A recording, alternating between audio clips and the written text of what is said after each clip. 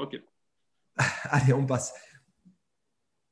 Bienvenue à tous, chers adhérents, chers amis. Bienvenue dans ce webinaire qui concerne le consortium des activités industrielles textiles et plus particulièrement dans une démarche de relocalisation des activités industrielles qui étaient parties. Je pense que Sébastien nous dira peut-être quelques mots avec Céline tout à l'heure sur l'opportunité, les gisements que l'on a, puisque là, pour le coup, Accenture, je pense que Corentin n'est pas là, parce que Accenture qui a fait une enquête sur la pertinence des gisements d'emploi qui concernent l'automobile et le numérique.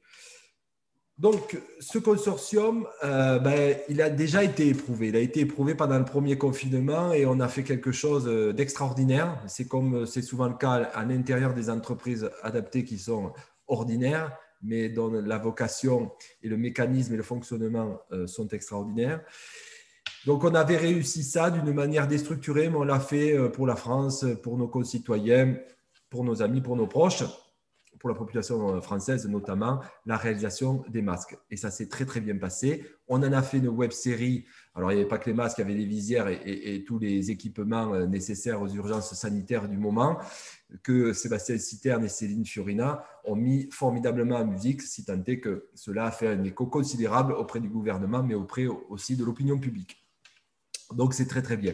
L'idée de ce consortium, c'est l'idée de répondre à notre enjeu, qui est de garder le cap, c'est-à-dire de relever le défi de l'emploi des personnes en situation de handicap. Et il nous paraissait évident que les EA restent fer de lance dans la reprise et de ne laisser personne au bord du chemin. Et quand je dis personne, c'est les personnes en situation de handicap qui sont sur la ligne de crête de l'exclusion pour essayer de leur trouver des moyens et des gisements d'emploi. Et c'est pourquoi nous avons lancé dans le cadre de la circulaire du FATEA, donc qui est le fonds d'accompagnement et de transformation à la transformation des entreprises adaptées, plus particulièrement dans son axe 2 sur le soutien à l'investissement.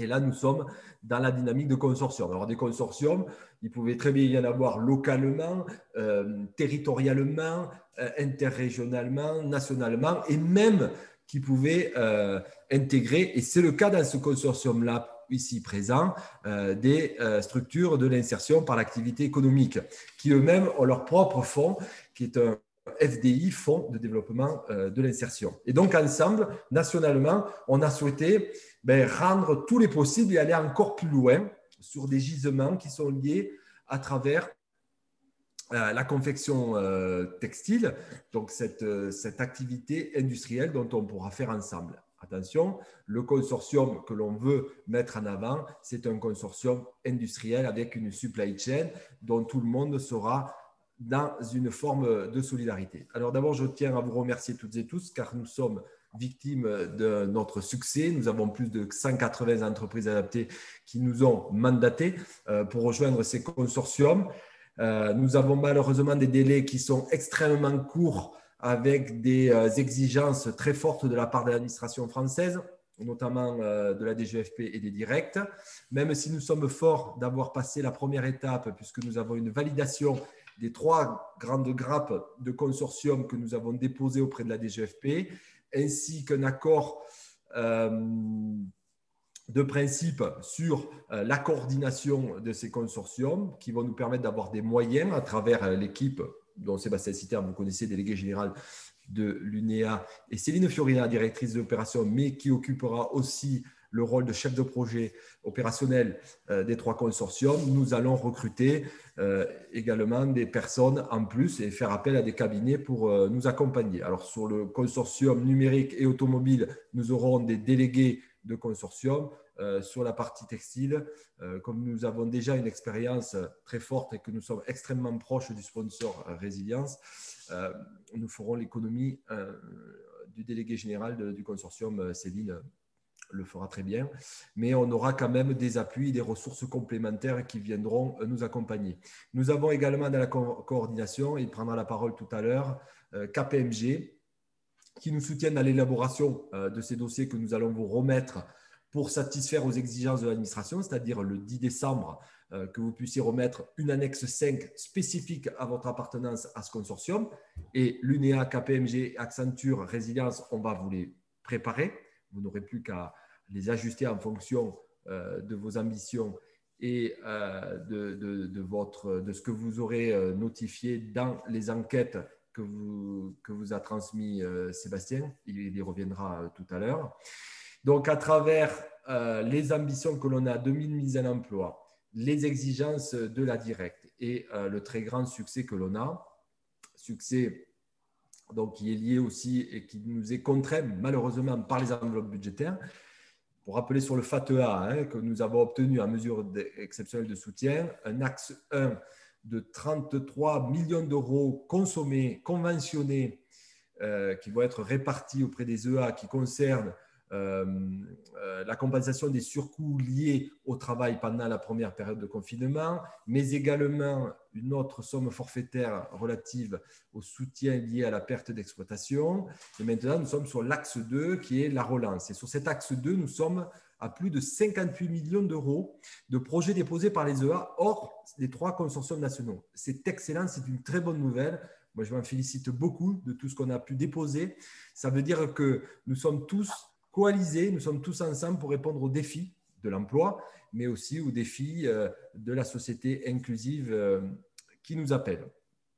Et donc, derrière, les 3 consortiums que nous avons déposés comportent une demande, une sollicitation de plus de 36 millions d'euros de subventions complémentaires. Et donc, la difficulté, c'est de rentrer dans l'enveloppe globale de 101 millions d'euros et nous les dépassons largement. C'est pourquoi, au vu des enjeux et que l'UNEA prend sa part de quoi? De responsabilité. C'est-à-dire que plus de choses dépendent de nous tous ensemble. Parce qu'à la fois en étant adhérent, vous votez aussi pour les élus qui vous représentent et qui font médiation auprès des instances de l'UNEA. Donc, c'est nous, l'UNEA, c'est vous, c'est nous. Et donc, ensemble, l'UNEA va prendre sa part de responsabilité et co-entreprendre. C'est-à-dire prendre des risques avec vous pour mettre en œuvre l'ensemble des dispositifs qui vont nous permettre d'aller chercher du business, des donneurs d'ordre et les répartir en toute régulation et coordination des moyens de l'UNEA. Et donc, ça, c'est très important et je trouve ça très intéressant pour qu'on puisse changer d'échelle ensemble, accompagner, insuffler et répondre aux exigences de l'emploi des personnes en situation de handicap, qui est notre raison d'être. À titre d'exemple, avec les 3 consortiums, nous avons pour cible de créer 10 000 mises à l'emploi, donc entre 2 000 et 2 500 dans le consortium d'activités liées à la confection textile ici présente. Ces 10 000 mises à l'emploi, si on conservait notre dynamique de développement que l'on a depuis 10 ans, il nous faudrait 35 ans pour les atteindre. Et là, on va essayer de le faire en 2 ans, tous ensemble. C'est possible. Et c'est d'autant plus possible que quand on va visiter nos voisins espagnols, ils l'ont fait, pour certains, à 45 minutes de l'entreprise adaptée que je co-dirige dans le sud des Landes. Il y a Gouréac, 6 000 salariés en situation de handicap, quasiment 72% de personnes en situation de handicap, essentiellement dans l'automobile, pour le coup, mais qui font 250 millions d'euros de chiffre d'affaires, nés du simple et du seul ancrage territorial, qui est un magnifique exemple inspirant dans lequel on va bâtir notre consortium. Donc, merci beaucoup. Céline et peut-être Sébastien, si vous voulez dire 2 mots sur l'opportunité de la relocalisation des activités textiles en France. Oui, on vient d'échanger avec Sébastien Dirand, donc je voulais lui proposer de nous faire une présentation à date du projet de résilience, de la démarche et de l'état du marché sur lequel le consortium va se positionner en partenariat avec Résilience. Parfait, très bien. Bonjour à tous, ravi de participer à ce webinaire. Merci pour l'invitation. Quelques mots sur le projet Résilience dont vous avez sans doute entendu parler.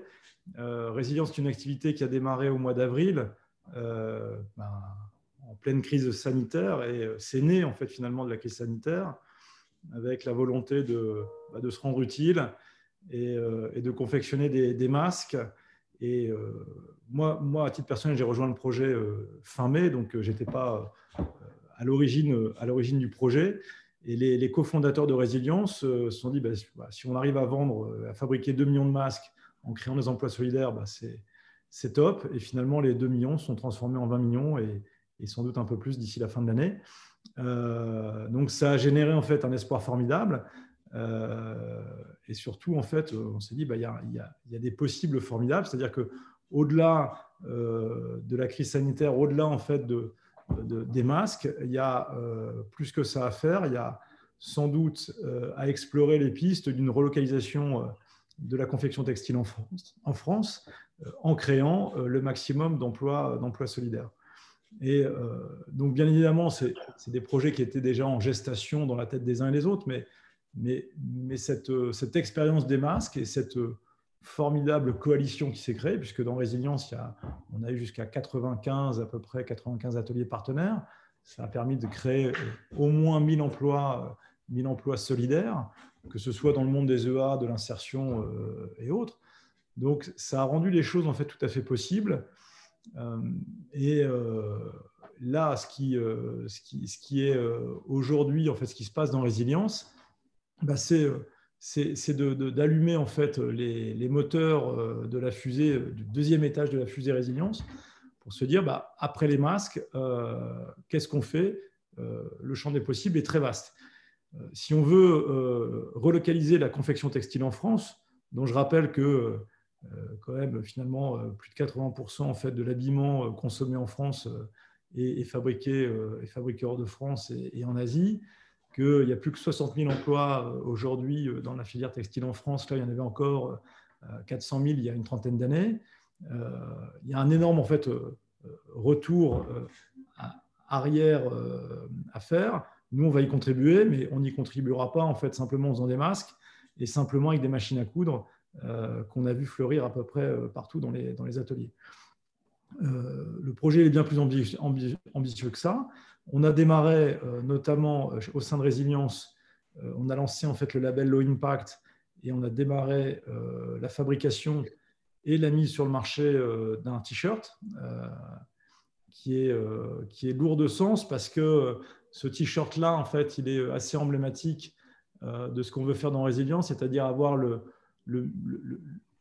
plus faible impact écologique et environnemental dans la production textile et le plus fort impact social et sociétal.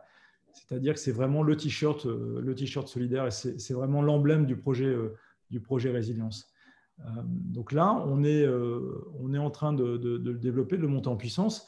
Et c'est vrai que notre rôle, surtout au sein de Résilience, par rapport en fait, à l'ensemble des ateliers partenaires de l'inclusion, que ce soit insertion, que ce soit handicap, c'est d'accompagner ce développement. C'est-à-dire qu'on a été très présent pour accompagner la confection des masques et amener tout le savoir-faire qu'on pouvait et l'accompagnement qu'on pouvait sur l'ensemble des ateliers pour faire ces masques.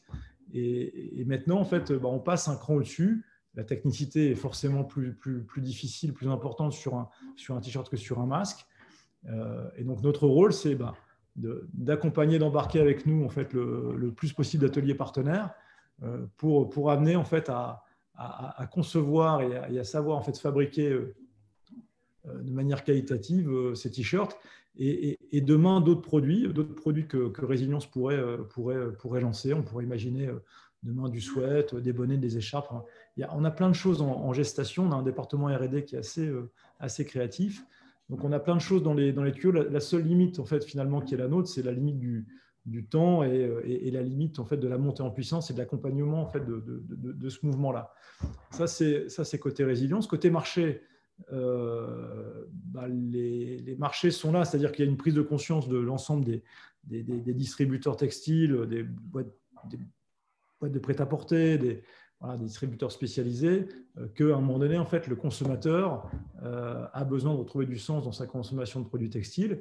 Et donc, on est là pour ça. Et c'est vrai que se dire que je porte un t-shirt demain, une chemise, un pantalon, un short, peu importe, qui a été conçu en France, donc localement, dans un atelier inclusif, ça a beaucoup de sens. Ça a énormément de sens.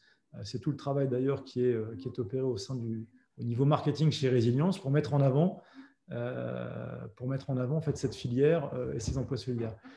Donc, il y a cette prise de conscience du marché. On discute avec beaucoup de clients, beaucoup de donneurs d'ordre qui sont très intéressés. On a même, au sein de notre atelier à Roubaix, qui est un peu l'atelier pilote qui nous appartient, c'est une entreprise d'insertion, on a développé autre chose que les masques. On fait forcément des masques, du t-shirt, mais on travaille surtout pour Decathlon, qui est quand même le plus gros vendeur de textiles en France.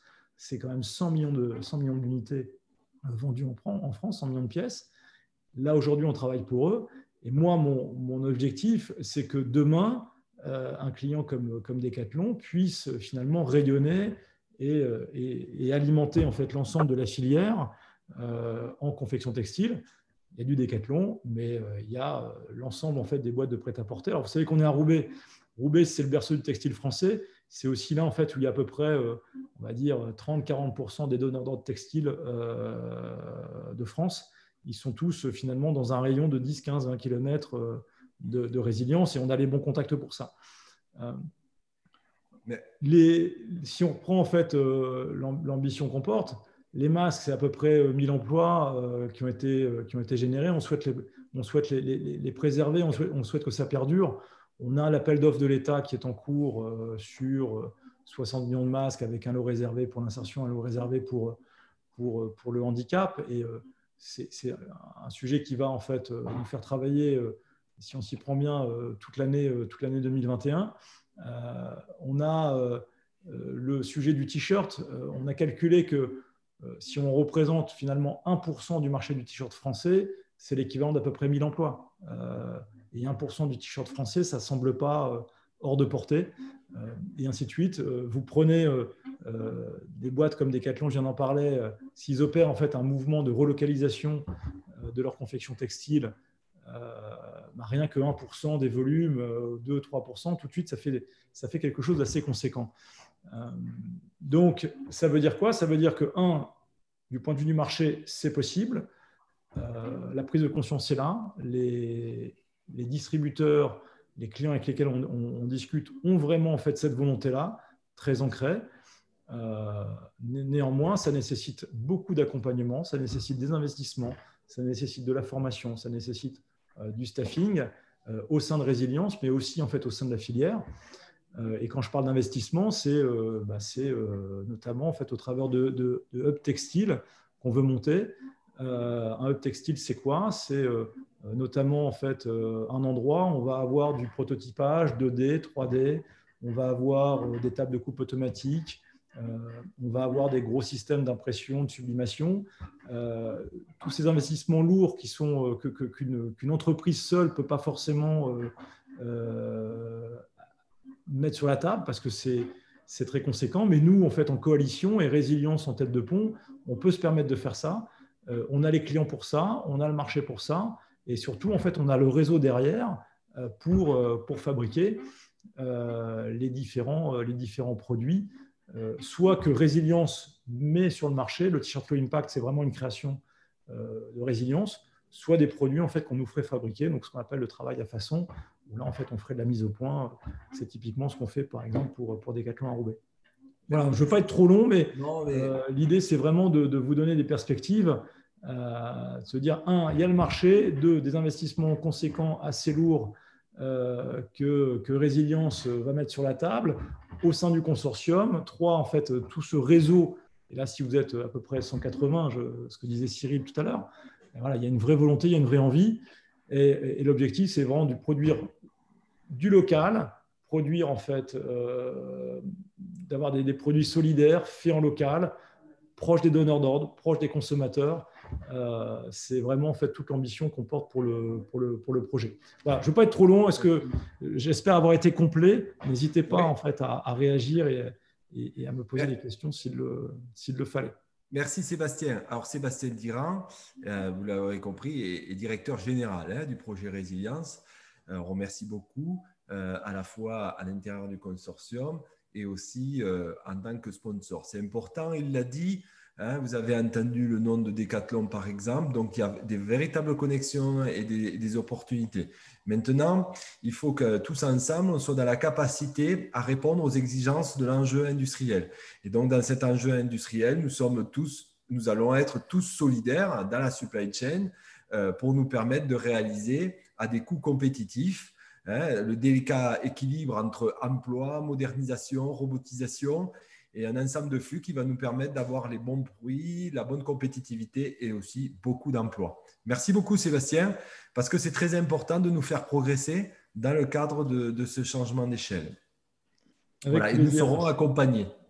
Je vais laisser la parole désormais à Sébastien Citerne, qui va nous rappeler l'importance de l'enquête qui est en cours pour pouvoir designer le plus, on va dire, proche des besoins et du contexte de chaque entreprise adaptée, ainsi que Nicolas Baudouin, KPMG, qui travaille avec nous depuis 2011. Vous savez, c'est KPMG, Nicolas et ses équipes qui nous ont accompagnés à définir le retour sur investissement social des entreprises adaptées, le gain social.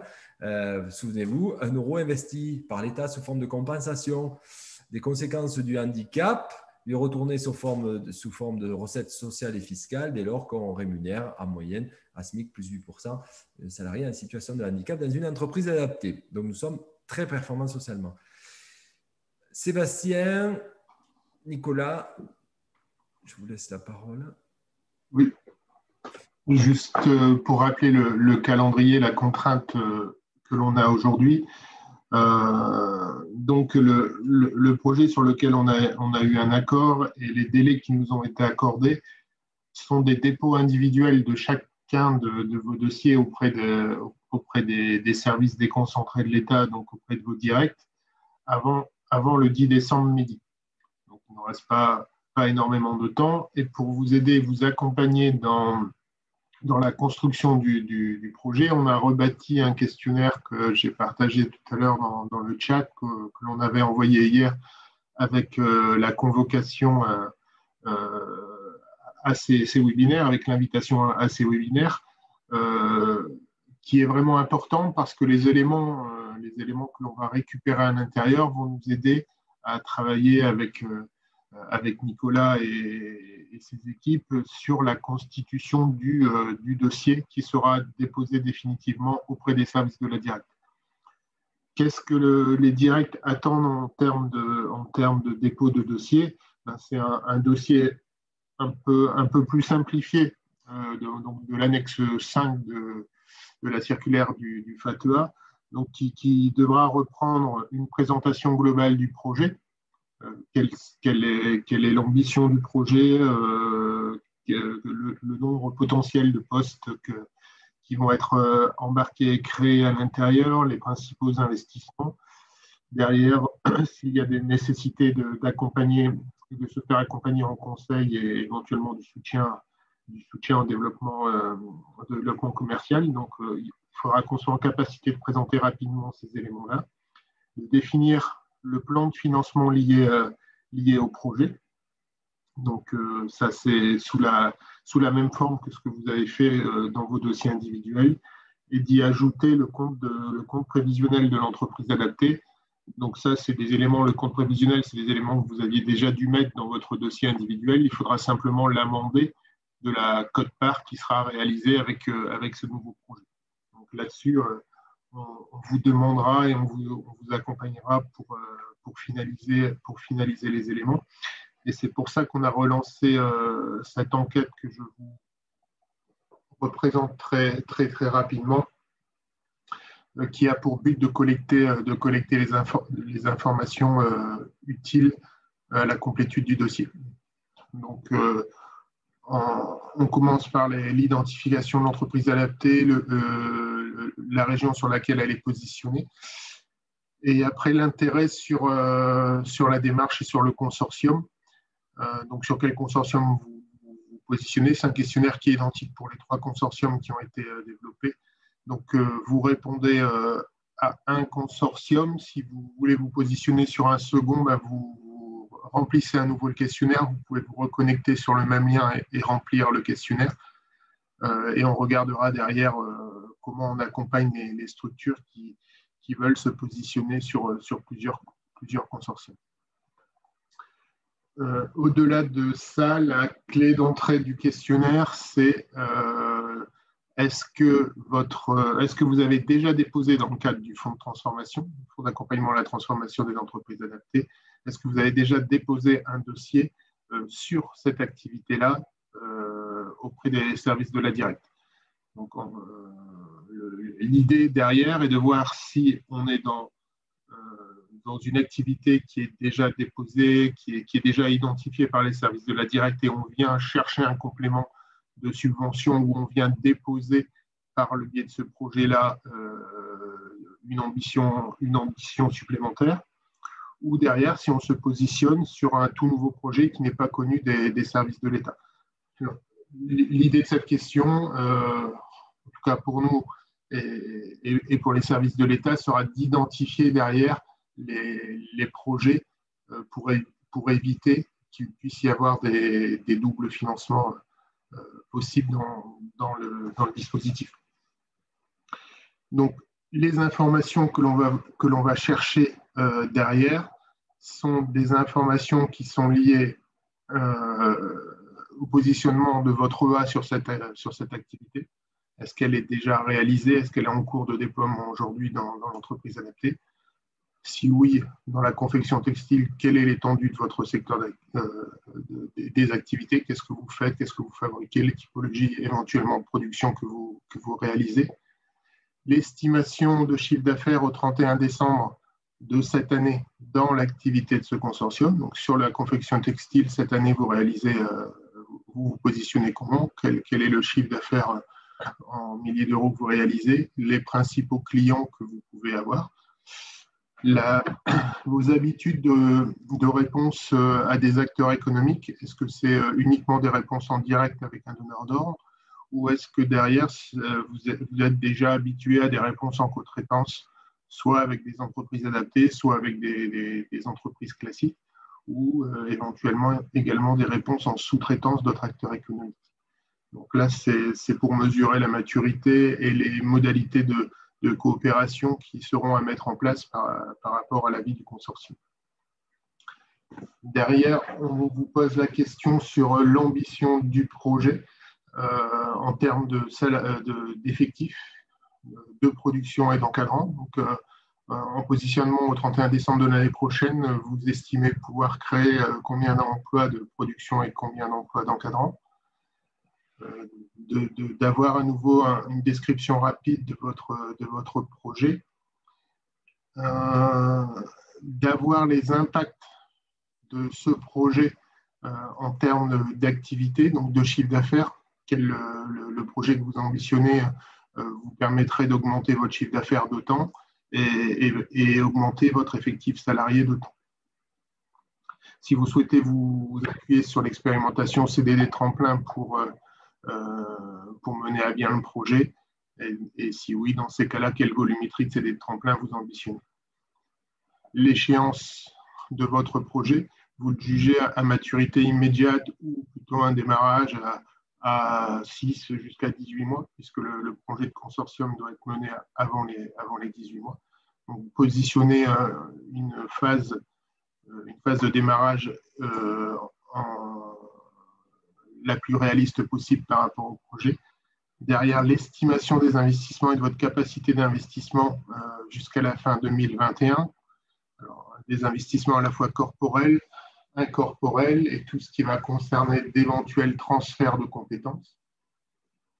Si vous avez au cours du projet identifié des besoins en formation, si vous les avez chiffrés, ces besoins en formation, si vous avez besoin de conseils pour mener à bien le projet, est-ce que vous en avez besoin? Quelle nature de conseils vous avez besoin? Et si vous les avez éventuellement chiffrés aujourd'hui ou si on doit vous aider à les chiffrer. Derrière, si vous avez matérialisé aujourd'hui un plan de financement sur ce projet ou pas du tout, si on doit avancer avec vous sur ce sujet. Et si vous souhaitez être appelé par un expert de KPMG de ces équipes, on vous propose la possibilité d'être appelé, on vous propose des créneaux horaires sur lesquels derrière vous pouvez vous positionner et on essaiera d'organiser et de vous confirmer la possibilité de le faire très, très, très rapidement. Donc c'est vraiment important de pouvoir avoir ces informations-là pour compléter au maximum tous les éléments du dossier qui seront à déposer individuellement auprès des services de la DIRECT. Merci Sébastien. Alors Nicolas Baudouin a dû s'absenter. Il vous présente ses excuses. Donc je vais prendre le relais pour retourner avec ses équipes. Donc Nicolas est disponible. Il nous rappelle, s'il vous plaît, de répondre au maximum à l'enquête. Et si jamais il y a des informations qu'on n'a pas, on peut essayer d'avoir une estimation des besoins approximatifs. Moi, je rajoute en tant que président de l'UNEA d'être très audacieux parce que même si on n'a pas toute l'enveloppe financière nécessaire là aujourd'hui, on ira la chercher en 2021 sur un FATEA 2 pour venir renforcer tout ce que l'on fera là aujourd'hui. Ça, c'est important. Ce renforcement, on le fera ensemble. Et nous allons exiger évidemment des facilitations dans la négociation qu'on n'a pas eu cette année, dont notamment la rétroactivité. Donc, il est hors de question de repartir sur un FATEA en fin d'année, le FATEA 2, de le revenir en début d'année. Donc, effectivement, Nicolas rappelle qu'il est possible de prendre rendez-vous avec lui et ses équipes pour peaufiner, pour essayer de comprendre sur les chiffres. Vous avez aussi, je pense que Céline l'a fait, elle a mis son email, si vous avez des questions pour qu'on puisse les aiguiller au bon interlocuteur. Il me semble important qu'on soit tous ambitieux, qu'on marque notre volonté, comme on l'a fait d'ailleurs jusqu'à présent, et on continue et on peut aller bien au-delà de concourir à l'emploi des personnes en situation de handicap. Donc, je vais vous laisser la parole. Donc, vous levez la main s'il y a des questions à poser. Que ce soit à Sébastien Dirand, Sébastien Citerne, moi-même, Céline Fiorina ou KPMG, on essaiera d'y répondre, bien entendu. Je vous en prie. Donc, le temps que les questions remontent, donc nous allons vous adresser le dossier individuel qu'il faudra rendre à la DIRECT pour conventionner avec eux et libérer l'ensemble des aides. Donc, apparemment, il n'y a pas de questions. Sébastien ou Céline, je ne vois pas. Il n'y a rien qui remonte. Ah ben, on est parfait. On est parfait. Remarquez, c'est quand même le consortium, c'est le consortium le plus mature parce qu'on a l'expérience assez enrichissante de ce que l'on a fait au premier confinement. Et puis, on a là, pour le coup, des gisements qui vont démarrer très fort rapidement à travers notamment ce marché. Des masques. Donc là, on va essayer d'agir vite et bien en compagnie de Résilience, notre sponsor, et à la fois notre membre du consortium. À cet effet, donc, nous sommes dans ce consortium à la fois sur le FATEA et le FDI. Nous sommes dans des mesures exceptionnelles de croisement des budgets pour massifier et créer les conditions de la relocalisation industrielle par le social, ce que j'ai appelé assez souvent dans mes discours, le social onshore ou la relocalisation des activités industrielles par les entreprises sociales inclusives. Okay. Céline, donc je vais te laisser, s'il n'y a pas de questions, la parole pour… Oui. Il y a une question qui est demandée. Alors, par contre, je ne vois pas le nom. C'est O3 Expert. Je ne sais pas si c'est Benoît ou si c'est un collaborateur. Oui, Sébastien, c'est Benoît. Ouais. Salut Benoît. Ouais, bonjour à toutes et tous. J'étais simplement sur effectivement le remplissage de ces questionnaires. Pour une EA de petite taille qui souhaiterait engager un processus de découverte métier et de premiers investissements sur 2021, la taille minimale requise en ETP et en investissement pour démarrer le projet et être un acteur certes modeste mais engagé sur le projet, c'est quoi? Quelqu'un qui n'est pas du tout dans Résilience actuellement. Ouais. Alors, moi, je vais répondre sur le processus. Donc, en fait, Benoît, c'est une très bonne question. Nous, on va marquer tout le monde. Alors, ce qu'on va devoir faire par rapport aux délais et aux contraintes administratives que l'on a. Donc, on va regarder en fonction de l'enveloppe existante et nous allons, en fonction des retours de l'enquête, voir les positionnements et de là où partent les entreprises. Ensuite, il y aura la deuxième vague dès début 2021 où là, on embarquera tout le monde et même ceux qui partent de très loin. Là, pour l'occasion, ce qu'on a prévu dans le cadre de la coordination des moyens de l'UNEA pour accompagner, réguler, moduler et faire de la médiation au sein du consortium, on va déléguer à peu près KPMG 3 journées par entreprise adaptée pour diagnostiquer, voir les besoins réels, et ensuite le consortium avec ses sponsors vont créer des mesures appropriées en termes de formation, d'accompagnement et de montée progressive en puissance de tous les membres de ce consortium. Ça, c'est l'acte 2. Il y a l'acte on va dire, du projet industriel en tant que tel et de bien gérer la supply chain. Et ça, Sébastien l'a bien précisé. Là, pour le coup, on sent qu'il y a une très forte maturité de ce consortium-là sur ce sujet-là, avec les hubs, avec les moyens mutualistes, etc. Et ensuite, il y a cet axe 2 de monter en puissance, former les salariés en situation de handicap, les former aux machines et aussi aux process. Donc, remplissez de manière audacieuse les questionnaires. Et si jamais, Benoît, tu as un peu plus de questions, n'hésite pas à prendre rendez-vous avec les équipes de Nicolas. Ouais, c'est déjà calé, ouais, merci. Ouais. Bon, parfait. Parce que Nicolas va vous aider, hein, il connaît très très bien tout ça.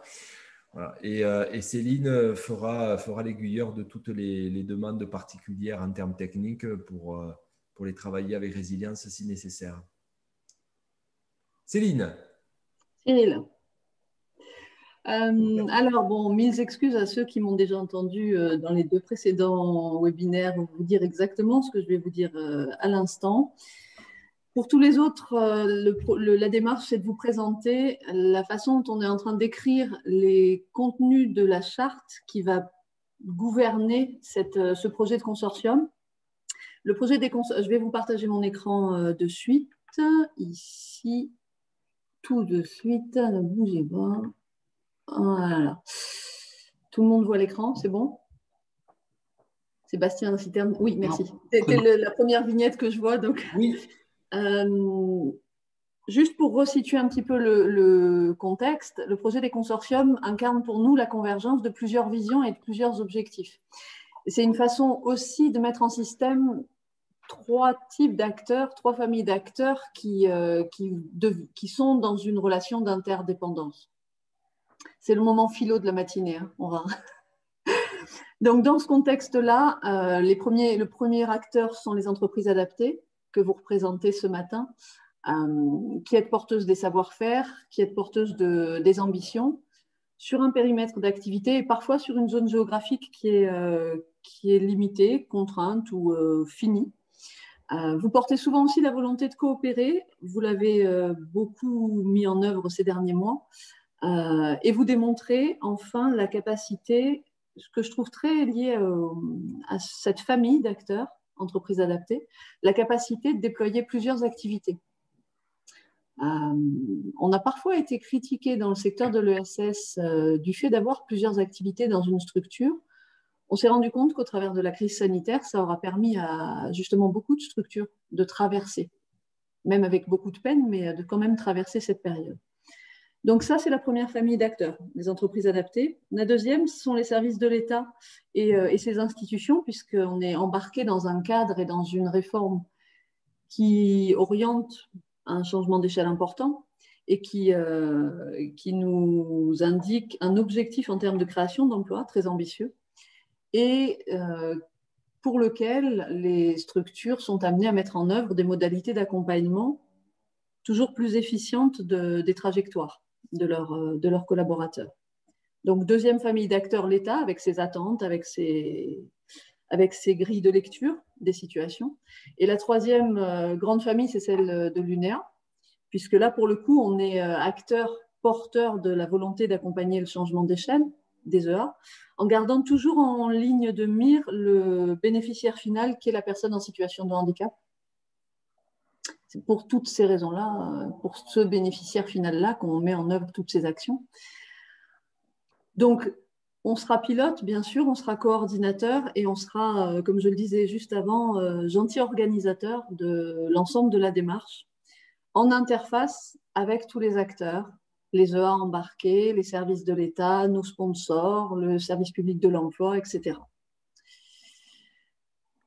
Cette démarche, elle est portée par des grands principes qui forment aussi parfois des grands objectifs.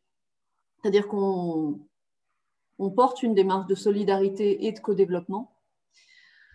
Moi, je le disais aussi précédemment, j'ai la croyance forte, parce que je l'ai expérimenté de façon concrète, qu'on peut viser le développement commercial en coopérant. Et ça, je sais que Sébastien Dirand et je sais que bon nombre d'acteurs présents dans cette visio adhèrent à cette démarche-là. Être en coopération n'est pas une menace, c'est pour moi une opportunité. En fait, on fait la démonstration d'ailleurs grâce à Résilience qu'être en coopération, ça ouvre de nouveaux possibles, en fait. Ça n'est pas une part de gâteau moindre, ça confectionne des gâteaux, de nouveaux gâteaux, en fait. Ouais, j'ai commencé à approcher de midi, j'ai faim, pardon. Le principe de la résilience et de l'innovation, puisque ça, tous les jours, c'est ce qu'on appelle l'innovation ordinaire, en fait. Chacune des entreprises adaptées autour de la table, chacun des acteurs, au quotidien, met en œuvre des démarches d'innovation et démontre ses capacités de résilience. Donc, cette charte va porter ces valeurs-là et ces postures-là. Et enfin, on est engagé dans ce grand projet parce qu'on croit en une capacité à créer un nombre d'emplois important et à accompagner aussi des trajectoires de formation et de qualification en les enrichissant et en les outillant. Voilà pour les grands principes avec lesquels on essaye de rester aligné dans la construction de notre charte et de nos outils de gouvernance. Ce grand projet de consortium va s'articuler, va s'organiser et va fonctionner grâce à 3 instances. Pour l'instant, on en est à cet état de réflexion, hein. Un comité de direction qui comportera l'UNEA et des entreprises adaptées, un peu chef de file, tête de file sur ce secteur d'activité. Tout ce qui est dans le doc et qui est écrit en tout petit vous sera soumis à lecture et à signature dans le cadre de la charte à venir, hein. Donc là, c'est un document en chantier. Merci de votre compréhension. Donc un comité de direction, un comité stratégique, parce qu'il est important qu'on ait un organe de veille, de vigilance qui embarque les sponsors, les financeurs, les partenaires du SPE et de la formation. Donc un comité stratégique et un comité de pilotage, mais très opérationnel, dans chaque consortium, qui sera au plus près du terrain, au plus près des EA, facilitateur, accompagnateur des marchés et des opportunités business qui se mettront en place, accompagnateur des démarches de formation très concrètes. Voilà où on en est aujourd'hui de l'état de notre réflexion, Cyril, et de l'état de contenu de ces éléments de charte et d'organisation. Merci Céline pour cette précision. Donc vous comprenez l'importance de la cohésion, de la cohérence et de la coordination des moyens dans ce cadre de ce projet industriel qui est très important, qui a fait ses preuves. Donc maintenant, nous allons acter ses preuves et avoir un effet accélérateur pour créer de la croissance inclusive dans les entreprises adaptées et continuer à être fer de lance de la création d'emplois auprès des personnes en situation de handicap. Donc, soyons audacieux, remplissez le questionnaire avec audace, avec ambition. N'hésitez pas, parce que même si on a des enveloppes contraintes et qu'on aura des dossiers individuels peut-être amoindris au regard des ambitions affichées par nous tous, le FATEA 2 de 2021 se voudra encore plus ambitieux. On ira chercher les compléments de financement sur nos consortiums. Et soyez convaincus que l'UNEA sera aux côtés de chacun de ses adhérents, de ses alliés, de ses partenaires pour réussir vraiment cette grande œuvre industrielle. Et comme je l'ai dit dans les autres consortiums, voilà, si on passe la frontière en Espagne, ils l'ont fait. Je ne vois pas pourquoi nous, en France, on n'en ferait pas le double. Et franchement, aujourd'hui, je pense qu'on a toutes les capacités à pouvoir travailler ensemble. Et c'est ça qui est très clair dans le monde de demain qui attend tout le monde, cette fameuse solidarité, bien entendu, cette convergence d'intérêts régulés à des fins et des intentions communes que nous allons concrétiser. Je vous remercie beaucoup à toutes et à tous. N'hésitez pas à nous envoyer des informations et surtout remplir l'enquête, qu'on puisse vous envoyer les dossiers rapidement. Merci à tout le monde. Merci aux équipes KPMG. Merci Résilience. Merci Accenture. Merci à toutes les personnalités qui œuvrent dans l'ombre pour que tout ça puisse réussir.